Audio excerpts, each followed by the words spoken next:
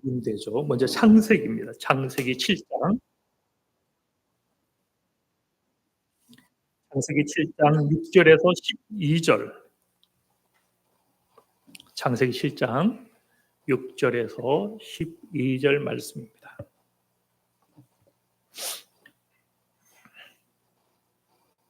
예. 제가 받들어 봉독합니다. 홍수가 땅에 있을 때에 노아가 600세라. 노아는 아들들과 아내와 며느리들과 함께 홍수를 피하여 방주에 들어갔고, 정결한 짐승과 부정한 짐승과 새와 땅에 기는 모든 것은 하나님이 노아에게 명하신 대로 암수둘씩 노아에게 나와 방주로 들어갔으며, 7일 후에 홍수가 땅에 덮이니 노아가 600세 되던 해 둘째 달 곧 그 달 11의 날이라. 그날에 큰 기품의 샘들이 터지며 하늘의 창문들이 열려 40주야를 비가 땅에 쏟아졌더라. 아멘. 예, 또 다니엘서 4장 25절과 26절입니다.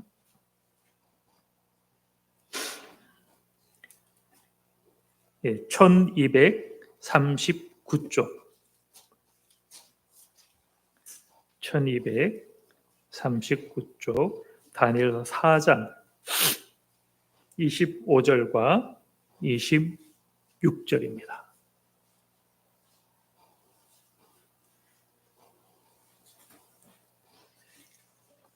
다니엘서 4장 25절 26절 제가 받들어 봉독하겠습니다.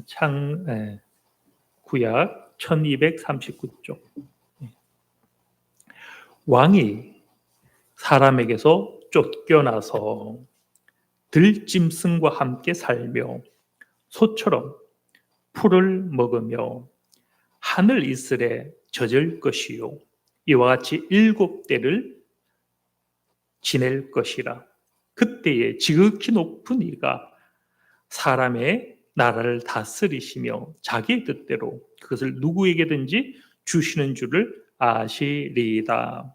또 그들이 그 나무 뿌리에 그루터기를 남겨두라 하셨은즉 하나님이 다스린 줄을 왕이 깨달은 후에야 왕의 나라가 견고하리이다.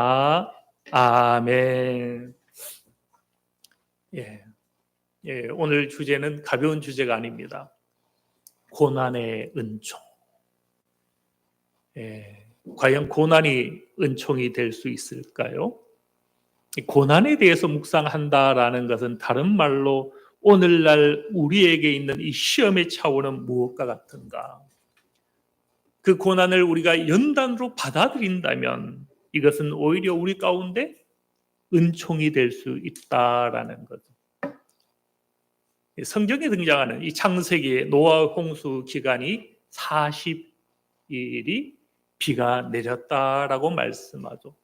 성경에 흔히 이 40은 고난과 상관이 있죠. 그래서 우리는 주님께서 십자가 달리시기까지 이 40일의 기간을 사순절, 주님의 고난을 생각하며 우리는 참여합니다. 또 모세도 주님도 그랬던 것처럼 이 40일은 금식하는 날이기도 하였죠. 또 무려 이스라엘 백성은 광야에서 40년간을 보내었던 것을 우리는 성경에서 봅니다. 그래서 이 40일이라는 이 단어를 통해서 우리는 이 시간에 한번 고난에 대한 묵상을 하기 원하는데요. 단 오늘 이 창세기는 40일 동안 물이 창렬하였다 이것이기 때문에 고난에 대한 묵상은 조금 넘어가서 이 다니엘서 4장 25절과 26절을 통해서 한번 우리가 보기를 원합니다.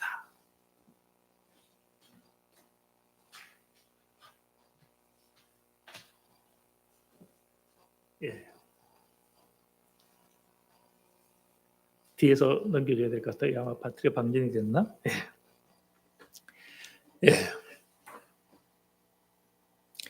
우리 이 고난에 대해서 이제 본격적으로 묵상하기 전에 조금 이 고난에 대한 이해를 잠깐 하고 본문을 보길 원하는데요. 우리 중에 고난을 기뻐하는 사람은 아무도 없죠. 연단이라 할지라도 다르지 않을 겁니다. 근데 과연 우리는 그것을 피할 수가 있겠는가? 고난과 연단을 피하려면 어디로 가면 되죠? 저기 땅에 묻히든지 아니면 저 벽지 찾아가야 되는 그것 외에는 우리가 이 고난의 길을 피할 육체를 입고 있는 우리 인생에게 그것으로부터 자유할 길은 없더라는 것을. 우리는 과연 그렇다면 우리는 어떻게 이 고난의 터널을 이겨내고 하나님 앞에 있는 이 연단을 통하여 우리는 정말 정금같이 빛나게 새롭게 빚어질 수 있겠는가? 그런 차원에서 오늘은 이 고난에 대한 묵상을 분명히 하기를 원합니다.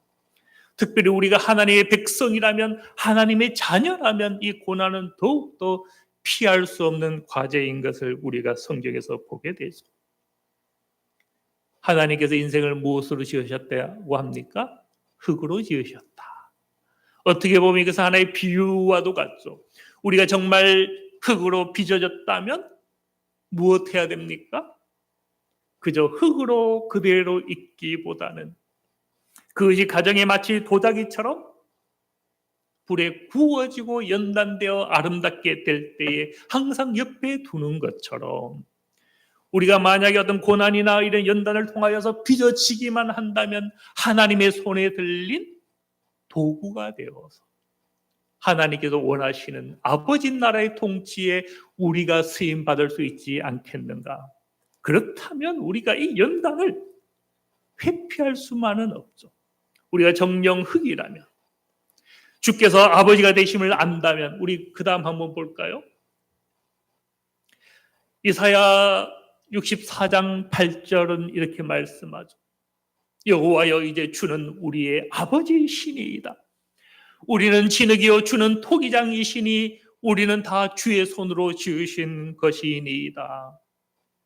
과연 우리가 이 고백을 할 수가 있다면 이사야 64장 8절 이 말씀을 나와 상관없게 여기지 않는다면 우리는 무엇을 받아들여야 됩니까? 하나님은 토기장이, 나는 흙, 진흙이요. 그분은 나를 아름답게 꾸미기 위하여서 그의 손으로 무엇하길 원하신다? 작업하길 원하신다라는 것. 그렇다면 우리가 이 연단을 회피만은 할 수가 없는 거죠. 오히려 거기서 우리는 무엇을 볼 수 있습니까? 하나님의 사랑의 크기, 나를 향한 당신의 계획을 보는 거죠. 우리가 돌이라 할지라도 그때 하나님은 무엇이 되겠어요? 정을 가지고 망치를 질하는 조각가처럼 우리의 모난 것을 다스려서 거기서 아름다운 것을 얻고자 하시는 것처럼 우리는 그렇게 하나님의 연단 가운데 참여할 수 있지 않을까. 그렇게 본다면요, 우리 삶 가운데 고난이 많았습니까? 연단이 많았습니까? 불평할 수 없어요. 오히려 그것은 어떻게 보면 사랑의 크기죠. 나를 그렇게 빚고자 하시는 하나님의 사랑과 나에 대한 그분의 관심과 나를 그렇게 들어 쓰시고자 하시는 하나님의 사랑의 크기를 안다면 우리는 불평할 수 없더라. 어떻습니까? 돌아가셔서 우리가 만약에 자전 소설을 쓴다면 책이 몇 권이 나올 것 같아요? 한 권, 두 권이겠습니까? 이 고난의 여정이라는 어떤 주제로 책을 쓴다면 평생에 얼마나 많은 분량으로 많은 책들이 나올까요? 그런데 알고 보니 그것이 무엇이라는 거요? 하나님의 사랑의 크기와 다를 바 없더라라는 거죠. 우리는 여기서 물론 또 질문하게 되는 거죠. 왜 하필 연단이라는 그 섭리와 통로가 하필 고난일까? 다른 통로는 없을까? 칭찬으로 실현한다라고 하잖아요. 네. 그렇게 칭찬으로 아름답게 해서 연단하면 얼마나 좋을까. 그런데 왜 종종 아픔이 있는가라는 거죠. 근데 우리가 성경을 읽어보면, 성경을 읽지 않아도 우리 자신을 보면, 또 아담과 하와를 보면, 그들은 끊임없이 하나님의 약속을 받았지만 인생의 눈을 가지고 있는 까닭에 보암직하고 먹음직하고 탐스러운 것 앞에 종종 무엇 해버립니까? 자기를 내어주는 것이 인생이더라라는 것. 우리 역시 아담과 하와와 다릅니까? 우리는 보이지 않는 하나님보다는 보이는 만물, 세상의 아름다운 것에 자기를 자꾸 내어주는 우리 자신을 발견하게 되잖아요.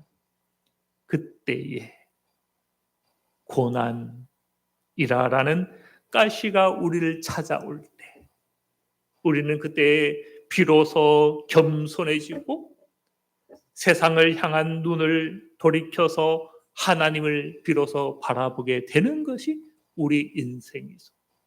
하나님은 우리 인생이 그와 같은 것을 아시는 까닭에 사랑하는 자에게 채찍을 거두지 아니하시고 때로는 징계하시고 그렇게 고난이라는 터널을 지나게 하시는 거죠. 그래서 예레미야 선지자는 이렇게 말씀하죠. 그가 비록 근심하게 하시나 그의 풍부한 인자하심을 따라 긍휼히 여기실 것이라. 주께서 인생으로 고생하게 하시는 것이 그의 무엇은 아니다? 본심은 아니더라. 네. 우리가요, 고난 없이 하나님을 잘 경외하고 하나님을 만나고 주님의 음성을 들을 귀가 열리면 얼마나 좋겠습니까마는 우리는 종종 보이는 것에 자기를 너무 내어주는 거죠. 내 육체에 갈급해하는 이 욕망과 그 탐심 앞에 우리는 쉽게 무릎을 꿇죠. 만문을 쫓아가고 향락을 쫓아가고 그렇게 시험 가운데 방황할 때가 많은 거죠. 그것을 아시는 까닭에 연단, 고난이라는 방법으로 하나님은 우리를 찾아오시더라라는 거죠. 이제 속도를 내어서 우리 다니엘서 말씀을 가지고 이 고난에 대한, 연단에 대한 5가지 차원을 짧게 보고자 하는데요. 25절과 26절이죠. 여기 보면 5가지가 나뉘어집니다. 먼저 이렇게 시작하죠. 왕이 사람들에게서 쫓겨나서 들짐승과 함께 살며 소처럼 풀을 먹을 것이며 하늘 이슬에 젖을 것이요. 이 왕은 누굽니까? 느부갓네살 왕이죠. 이 느부갓네살 왕은 자신이 제국을 통치하고 그렇게 큰 나라를 이루는 것이 자기의 지혜요, 자기의 권세요, 자기의 자랑이요, 그렇게 여겼죠. 하늘 끝까지 교만해졌고 그렇게 하나님을 모르는 자였죠. 그런 까닭에 하나님은 그를 어떻게 하셨습니까? 사람에게 쫓겨나게 만드셨죠. 들짐승과 같이 살게, 심히 비천한 인생의 자리까지 낮아지도록 그를 내어 보내셨다라고 성경은 말씀하고 있는 거죠. 우리에게 왜 연단이 있습니까? 왜 고난이라는 사단의 가시라는 것이 찾아옵니까? 무엇하게 하시려고? 교만한 마음을 내려놓고 겸손하게 하나님을 발견하게 하려 하심인 거죠. 모세 역시 어땠습니까? 40세에는 혈기가 있었죠. 내가 한번 애굽에 배웠던 모든 학문과 지식과 그 지위를 가지고 무엇인가 자기가 한번 구원자가 되어보려 하는 그런 욕망이 있었죠. 그때 하나님은 침묵하시고 오히려 그를 광야에서 40년간 연단하셨죠. 혈기를 바꾸어서 온유하게. 그래서 민수기 12장 3절에는 지면의 모든 사람보다 이 모세는 무엇했다? 온유하였더라. 광야 40년의 세월을 통하여 이 나그네 길을 모세로 경험하게 하셨다라는 것. 또 우리가 잘 아는 이 야곱은 어떤 사람이었습니까? 수단 자기의 꾀 그렇게 형제를 넘어뜨리고 삼촌을 넘어뜨리고 아버지를 속이고 그렇게 살아갔던 야곱이었죠. 하나님은 그를 찾아와 연단하심을 통해서 무엇을 깨닫게 하십니까? 너 되는 것은 나에게 속한 것이지 너가 행하는 거기에 있지 않다. 너의 씨름 있는 것이 아니라 너는 나와 씨름하는 자 이스라엘이라 하라라고 말씀하는 거죠. 이처럼 연단의 첫 번째 차원은요, 우리의 부족함 때문에 옵니다. 그런 까닭에 우리가 가시가 있다 해서 원망할 수 없는 거예요. 내 모난 걸 다스리기 위해서 주시는 거기 때문에. 그래서 야고보서 1장 3절 이하는 이렇게 말씀하죠. 이는 너희 믿음의 시련이 인내를 만들어내는 줄 너희가 알미라. 인내를 온전히 이루라. 이는 너희로 온전하고 구비하여 조금도 부족함이 없게 하려 함이라. 우리 부족함을 다스리기 위하여 원치는 않지만 고난이 있고 연단이 있고 가시가 있다라는 거죠. 나의 아름답지 못한 것, 육신적인 것을 제거하기 위하여 하나님은 조각가가 되셔서 모난 부분을 정질하고 다스리다 보니 점점 그 조각상은 무엇해집니까? 정교해지죠. 아름다워지죠. 하나님은 우리를 그와 같이 아름답게 빚고 하나님의 작품, 걸작으로 삼고자 때로는 연단을 거치게 하시죠. 때로는 이라기보다는 어떻게 보면 평생에 그와 같은 삶을 우리는 살아가죠. 왜요? 우리 하나님의 손길을 자주 거절하니까, 모난 부분이 사라지지 않으니까 그런 것 같아요. 다음 말씀요. 또 25절은 이와 같이 이어지죠. 이와 같이 7대를 지낼 것이라. 느부갓네살이 쫓겨나 고난을 받았지만 그것이 7년, 8년, 77이 49년 이런 식으로 무한정 늘어난 것만은 아니었죠. 하나님의 연단과 고난 가시는 무엇하다? 기한이 있다. 때가 있다.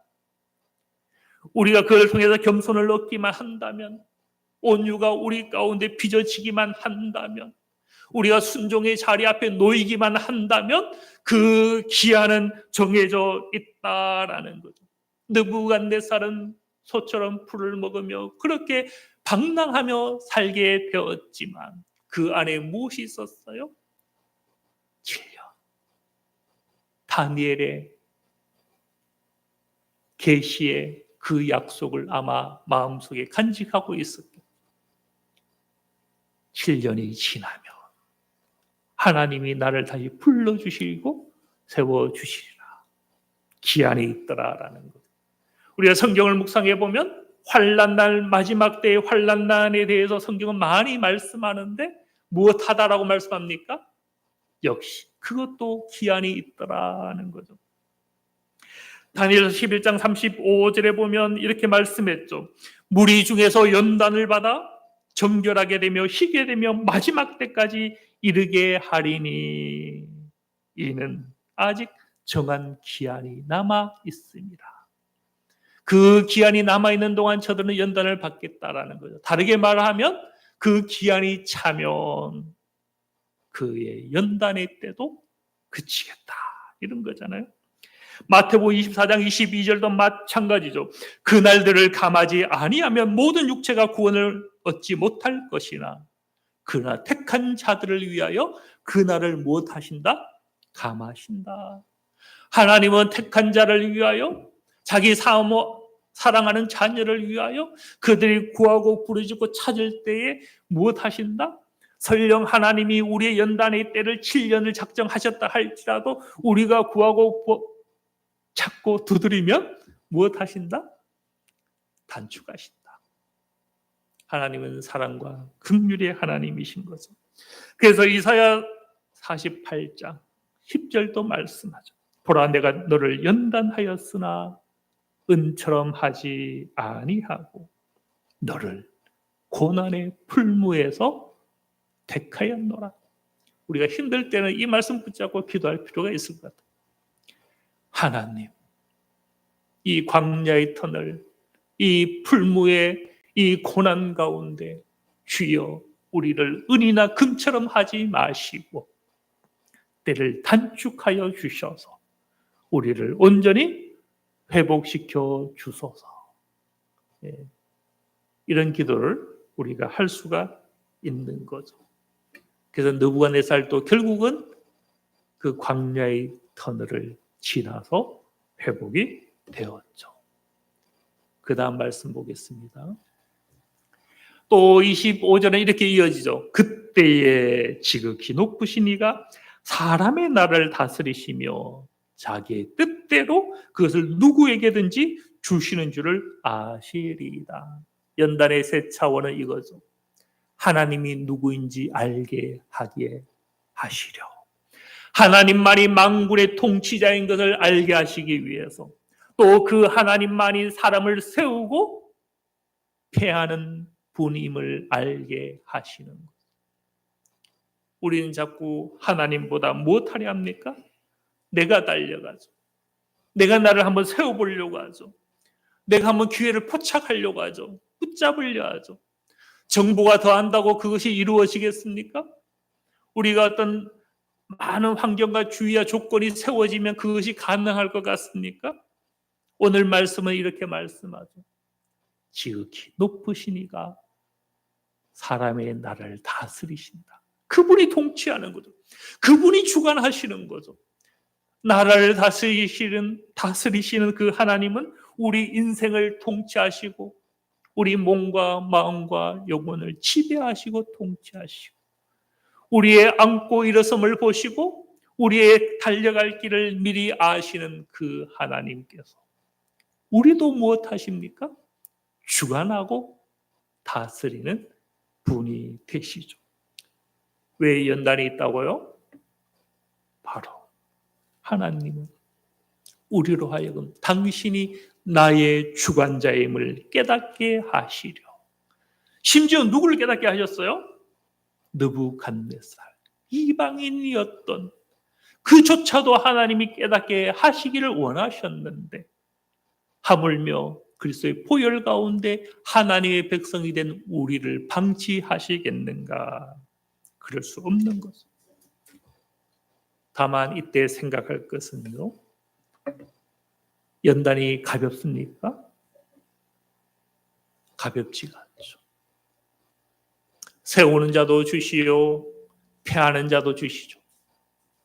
느부갓네살도 하나님이 패하신 것만이 아니라 예레미야 28장 14절에 보면 세운 분도 하나님이거든요. 그런데 느부갓네살은 이것을 망각했죠. 자기를 세우고 자기를 패하실 수 있는 자가 하나님을 깨닫지 못했죠. 그런데 그것을 깨닫는데 기한이 몇 년이었습니까? 7년이었죠. 너무나 어떻게 보면 고통스러운 시간이죠. 그런 까닭에 우리는요, 무엇 해야겠어요? 빨리 깨달아야겠죠. 내가 보지 못하고 내가 듣지 못하고 내가 깨닫지 못해도 하나님은 물론 길이 참으시죠. 길이 참으시는 만큼 무엇도 길어지겠어요? 우리의 연단도 길어질 수밖에 없는 것. 그렇다면 우리는 지금 보는 자가 되기를 구해야 되는 것이고 지금 듣는 영혼 되는 것을 우리는 구해야 되는 것이고 그렇게 깨닫는 하나님의 백성 되기를 사모해야 되죠. 이런 은혜가 있으시길 바랍니다. 그 다음입니다. 다니엘서 4장 26절은 이렇게 말씀하죠. 또 그들의 그 나무 뿌리에 그루터기를 남겨두라. 예. 무엇하라? 느부갓네살 왕은 꿈을 꾼 거잖아요. 쫓겨나는데 그 꿈에서 무엇을 보았습니까? 큰 나무가 있었죠. 그 나무 아래 온 짐승과 온 나라와 온 백성이 다 깃드는. 그런데 그 꿈에서 하나님이 무엇이라고 말씀하셨습니까? 그 나무를 잘라버려라. 자르되 무엇은 남겨두라? 밑둥이는 남겨두라. 여기서 연단의 네 번째 차원이 있죠.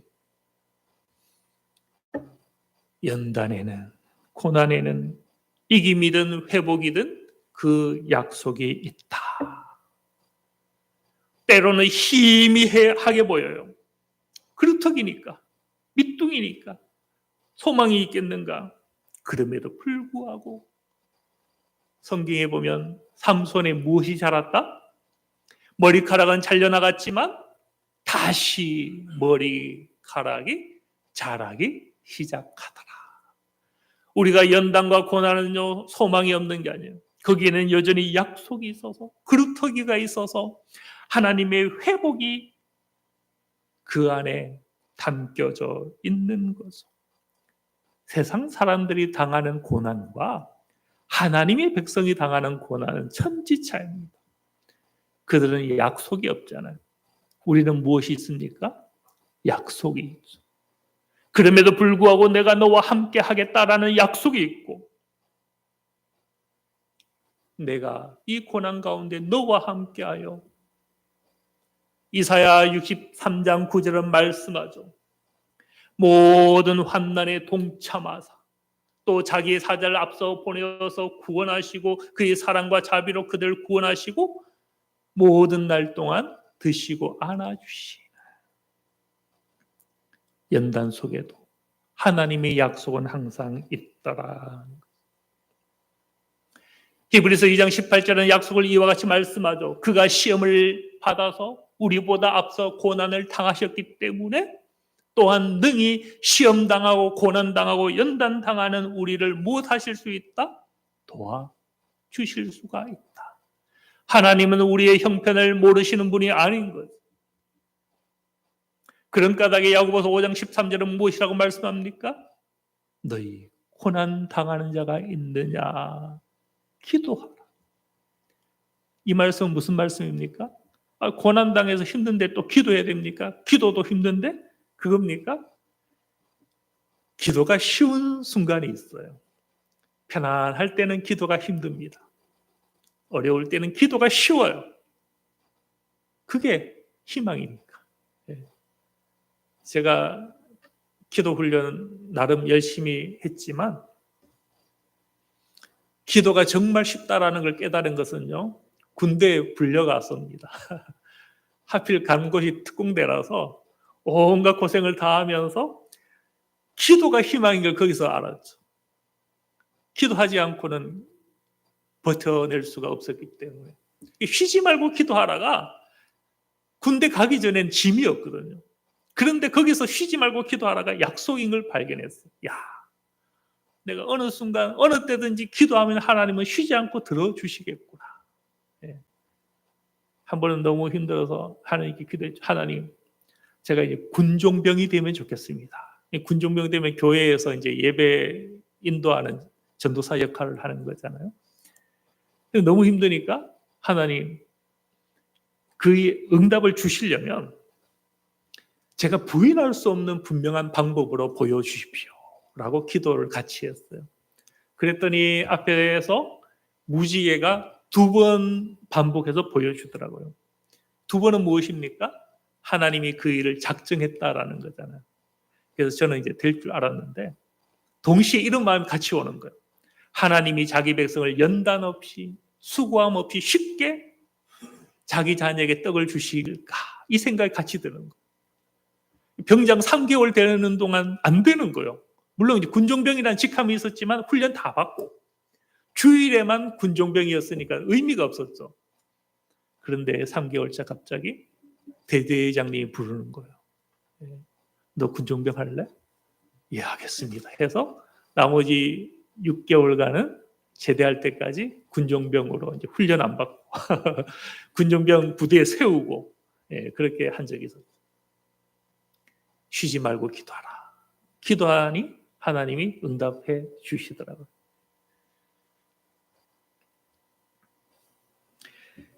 마지막 5번째. 26절 마지막이죠.